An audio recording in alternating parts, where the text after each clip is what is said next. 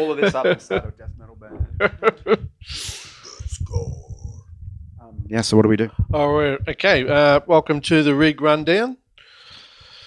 Justin has set himself up and tuned himself in, and let's start with your right-hand side.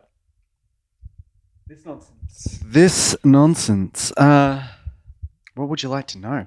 Hydrosynth. Hydrosynth. Yeah, I kind of regretted buying the little version and not the keyboard version because I'm not a keyboard player and my keyboard skills are really lame. But I write with if I'm doing anything with chords, write with keyboards. I like finding flavors that way. Mm-hmm. Yeah, and it wasn't really. This isn't as nice as I would like it to be. Also, the polyphonic aftertouch is something that's really hard to find a MIDI controller that will send. So this doesn't really send any aftertouch. All right. So it's sort of like I can play left hand with the keyboard, and then if I want to get the aftertouch to happen, I got to use this. Oh, you got to use the pads. So it's sort of like it's changed how I work a bit, but it's nice. So the keyboard version has aftertouch, does it? It has all of that stuff. And I kind of was like, I saved the money and I'm like, oh, it's not something I will use. And almost immediately was like, oh, I should have got the bigger version. But I also love the architecture. I love what you can do. It's for a digital synth, it's super modular internally and it's really intuitive to make your own sounds with. So made a couple of little things that I like, and there's one really nice kind of electric piano preset that was in there that I kind of finagled into being something that's kind of my go-to as well. So I don't know, I'm not like an anti-presets person, but I also tend to find that there's so many in there that it's overwhelming, and so I just kind of I don't look at them. I'm like, I want a blank canvas as much as possible. Otherwise, you're like, ooh, which sound will I use today? And I don't really use it for that. Yeah. I understand it. I won't go into why, but same with why I don't use samples and why I couldn't work in the DAW, because I get choice paralysis. I get choice paralysis. Sorry, I had to have the microphone up to my face properly. So, and next is the Lyra 8. Lyra 8. Or as I say, Lira 8, although Lira. I do believe Lyra is correct. Lyra is correct. But it's spelled like Lira, like the old Italian currency. The Lira. Yeah, okay. Okay. I always thought it was that. But obviously a wonderful experimental noise-making machine. Soma are like my favorite company. And even though some of their stuff's a bit like...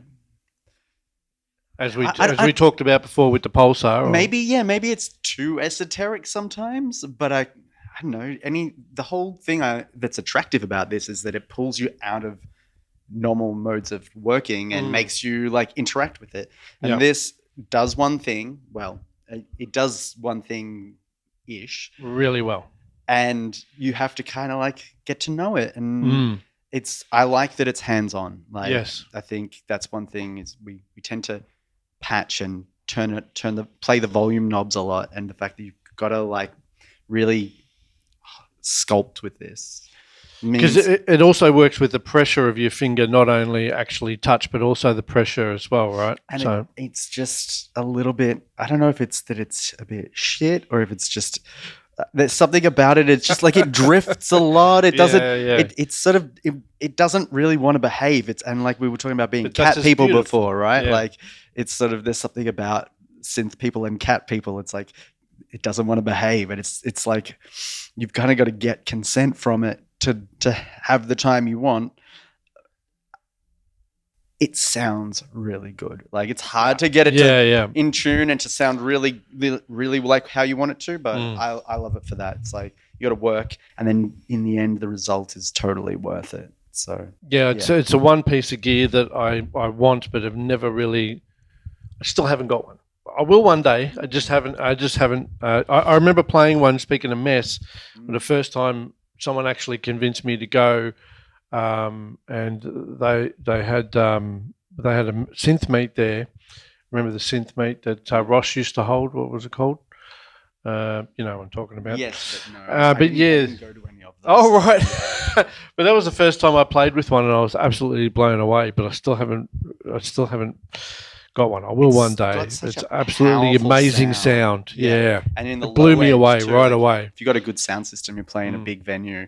The amount of low end you can just force upon people is unbelievable. It's really good. Well, we're going to hear it, I'm Yeah. sure.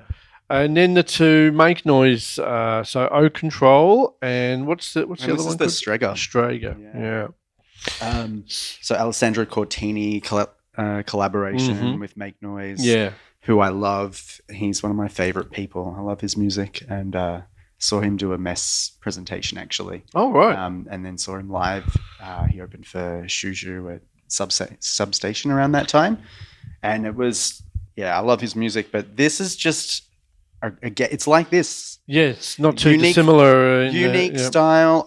Sometimes I use this with the sequencer off and just kind of play it like a little keyboard, and sometimes it's like get a little thing happening. I'm not big into sequences, so it sort of depends on the work. What I'm going to do is going to have a little riff in it, and that's what that is. But yeah, it's again the hands-onness of the Strega, just being able to finagle it with all these little touch points, kind of mess with the delay time and the filter with your hands. And are they pressure sensitive as well?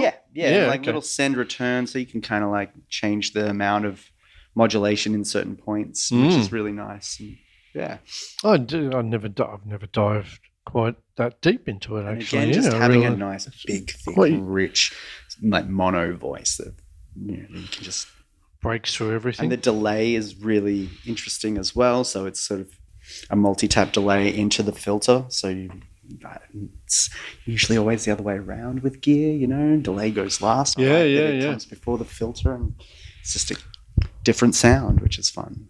Yeah. We skipped the pedal, which the lyre is coming out of. This guy. Yeah, what's the pedal here? This is actually a. Is it a pedal? No, this is a. Oh Jesus! This is its own little guy. This is a thingamabloop. Thingamabloop. Made by Bleep Labs. I got this one off. Wow, looks like a little robot. Yeah. So it's a little light sensitive receiver there, and then all the controls control how bright this little LED is. Wow. And then that reflects and loops. Yeah, so it's the feedback. So brightness is pitch. Oh, and then right. it's so you've got like a random voltage generator that changes how bright it is, and then so you can get closer and further away, and then I run that into the lyra and. Oh, you run that into it. Yep. So it goes through the delay and the distortion from the lyra that way. Just like it's just a fun. It's cute and it looks weird, but it's like a fun little noise toy. Yeah, that's and it's very cool. unwieldy and hard to kind of turn into music, but somehow it works in this context. So, yeah. You've got a lot of things that are fun here. And the next one, what's this guy called here? The stereo field, my landscape. Yeah. So another touch sensitive modulation source. Is there any sound? It's got an oscillator in it, or it's got a voice in it? It's like two. I'm going to probably get this wrong, but it's like two stereo channels that, when you touch, create like feedback loops between them. So it's basically a wave folding machine. Yeah, right. So there is a couple of voices in there that are folding over each other, basically, depending on. It only generates its sound through like the interaction with it, as like. You're creating voltage within it, but it's not like there's an oscillator that you can tune. It's just like you touch it and it's like when you touch the end of a guitar lead, essentially. Yeah, okay. It's just that, but at different points. And then it's like somehow creates this weird stereo vibe. And then I run the little electromagnetic receiver. The next thing I was going to ask you about. So that's the Soma, what's it called? Ether. And that's, so you were saying earlier, it works off electromagnetic fields.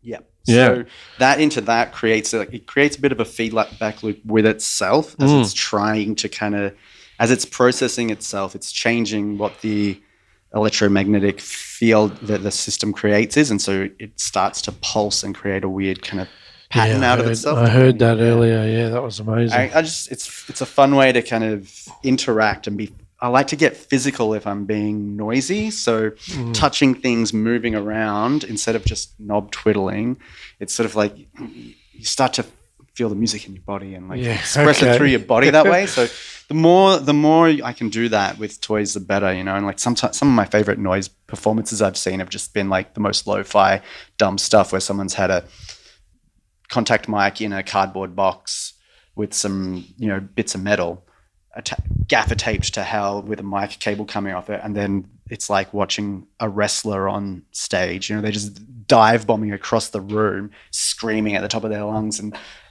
that little box is going through a distortion pedal, and it's physical. It's not really musical in any way. It's not the point. It's like it's just this physical performance, and the sound is part of that physicality. And I think, you know, like I'm after a different type of nuance, but at the same time, when it gets loud, I want to move around. Towards the same thing, the interaction with the sound. Yeah. So, you know, I'll be in your grill with this later, you know. So like that's the idea. Speaking of interaction, you've also we're saying that that's a contact mic. Yeah, it's made by the same people that made this. It's just like a little cheap, weird contact mic with some little shaky bits.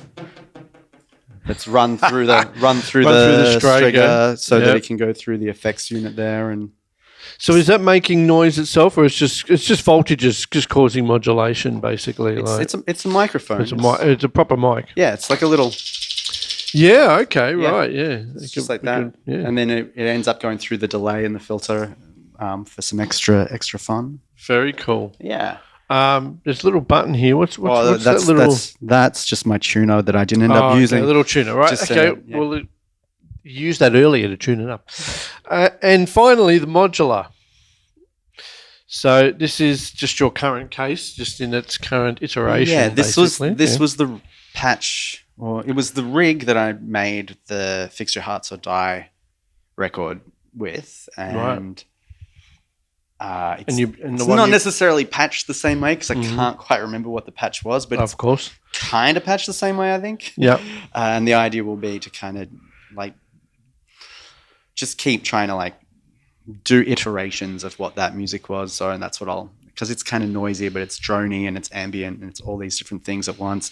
It uses a few little samples as well as this is like a noise oscillator on this side and a little vocode thing on that side. And then, Platt's doing like some drone and noise stuff as well. And just, it's got all the textures. It's kind of like the brains of the operation here. And then everything else is kind of me interacting with what that is. So, yeah. So you've got like some samples from running through the music thing, modular radio. Radio so music? That's got a sample from Twin Peaks in there, and then it's also got a recording that Ruben Lewis made for me on trumpet. He recorded 6 minutes of muted trumpet improvisation for me to use in this piece. Yeah, and that runs into the Geiger counter. Oh, right. And then out into the herb verb. Yep. So I can get like some crunchy bit crushing and reverb and stuff. And then that comes out in stereo into the data bender, and the data bender's there to kind of like just take the trumpet and turn it into mangled, weird glitch. Yeah. And then that comes here into the clouds, which again, and then out into here. So that's just like this big long chain of smearing the trumpet sound around. Yeah. There's also a trumpet sample, the same trumpet sample coming out of the morphogene, but that's run through a different bunch of stuff. So is it coming out of the music, the radio music, and going into the morph? It's not actually. You've got nothing in there actually. No, I've seen just just off now. Off the little SD card.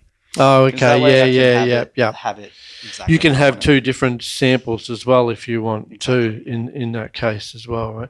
And the Spectrophone, I didn't realise. So you got sort of noise on one side, and you've got. Did you say you a vocoding thing happening on the other side, or? So the way this is it's such a great bit of gear.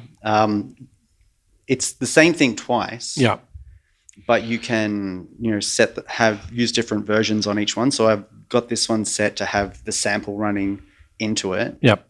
And then it kind of works like similar to a vocoder. Okay. It's like you scan through the spectrum and add different overtones to it. Right. And then this one, there was an update after it had been out for a little while to the firmware that added a chaos mode and a white noise generator mode to it. Right, okay. So I'm kind of using those, and then kind of with like lots of weird random voltage control to kind of just generate different shifting noise patterns through, and then that'll run through the little mimeophone at the end here. Okay, And then I've got that, like just bunch of weird modulation. modulations going on there. Which is coming from, well, you got all sorts of things. So you got the Orct and the Wobble Bug for modulation, and there's